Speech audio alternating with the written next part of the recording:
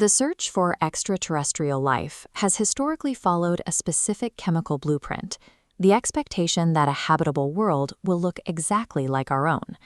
This bias restricts our orbital telescope arrays to hunting for very specific Earth-centric biomarkers, like atmospheric molecular oxygen and the presence of chlorophyll.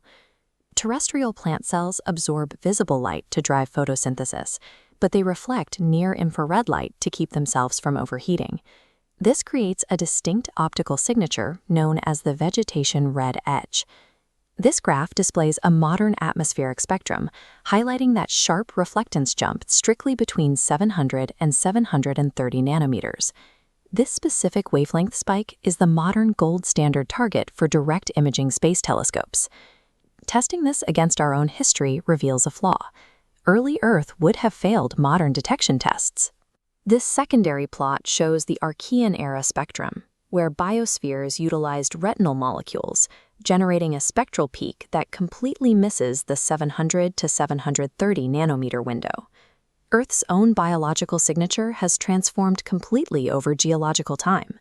If we scan the cosmos searching only for a modern Earth twin, we introduce an observation bias that overlooks biospheres entirely unlike our own. Hunting for Earth-like biomarkers only makes logical sense if life across the galaxy shares a common biochemical ancestor, distributed through space by a process known as Panspermia. To evaluate the physical feasibility of planetary exchange, astrobiologists use this equation, the Transport-Survival Kernel. It calculates the probability of microbial transfer by multiplying the survival rates for launch shock, transit radiation, atmospheric entry, and terminal impact. Within a localized solar system, Mars-to-Earth meteorite transfer is physically possible. Looking at the launch shock variable, tests show extremophiles survive ejection pressures up to 2.4 gigapascals, 24,000 times Earth's atmospheric pressure. Astonishingly, 60% of the biological samples remain structurally intact. We also have historical proof of vacuum survival. When Apollo 12 astronauts retrieved hardware from the Surveyor 3 lander, testing revealed that terrestrial bacteria survived unprotected in the vacuum of space for over 2 years. However, this resilience scales poorly when moving to the vastness of interstellar space, where transit times stretch from 100,000 to 10 million years.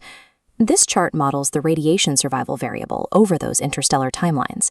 Even heavily shielded biological material is degraded by constant cosmic radiation exposure, driving the survival probability toward absolute zero over a 100,000-year transit. With interstellar panspermia physically negligible, exoplanetary life likely originates through independent events. This shifts the focus towards searching for the universal laws of physics, a framework known as Agnostic Biosignatures. Agnostic detection relies on the state of planetary chemical thermodynamics rather than the presence of a specific gas. This 3D landscape illustrates abiotic equilibrium, the natural state of a dead environment, where gases react, settle, and stabilize.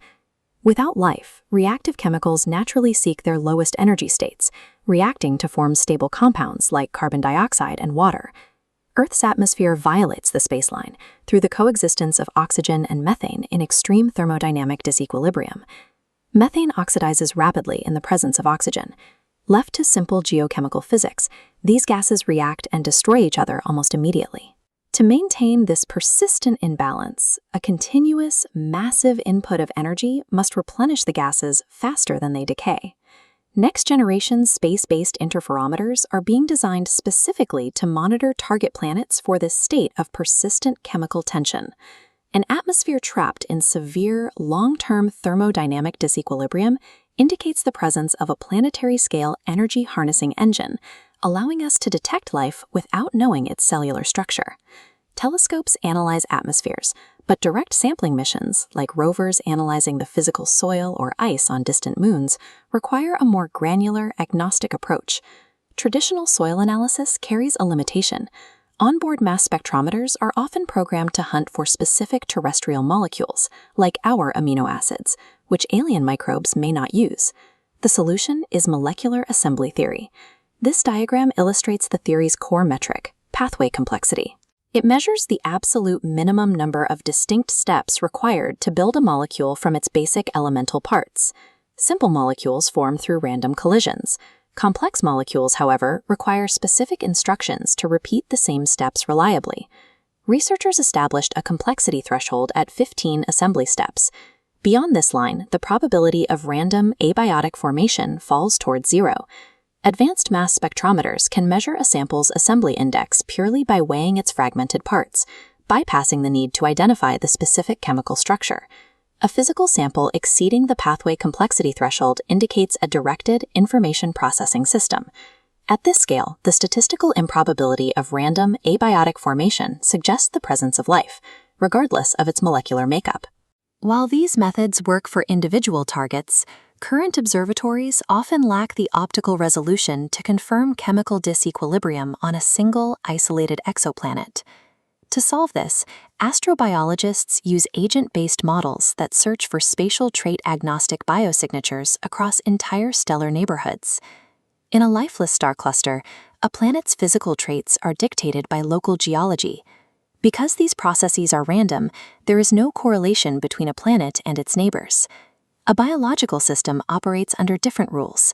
As life spreads, it terraforms host planets to match its survival parameters. This expansion forces neighboring planets to display localized chemical similarities that violate the random baseline.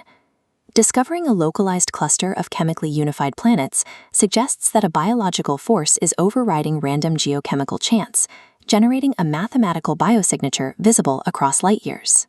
Detecting life beyond Earth requires a move towards the fundamental parameters of physics. We now employ 3 layers of agnostic detection: atmospheric spectroscopy for disequilibrium, mass spectrometry for molecular pathway complexity, and star maps for spatial trait correlations. These methods are united by a single physical truth. A living system is a physical engine that maximizes local information while minimizing local entropy. By measuring pure physical parameters like complexity and disequilibrium, we can identify alien biospheres, even if their life forms are completely unrecognizable.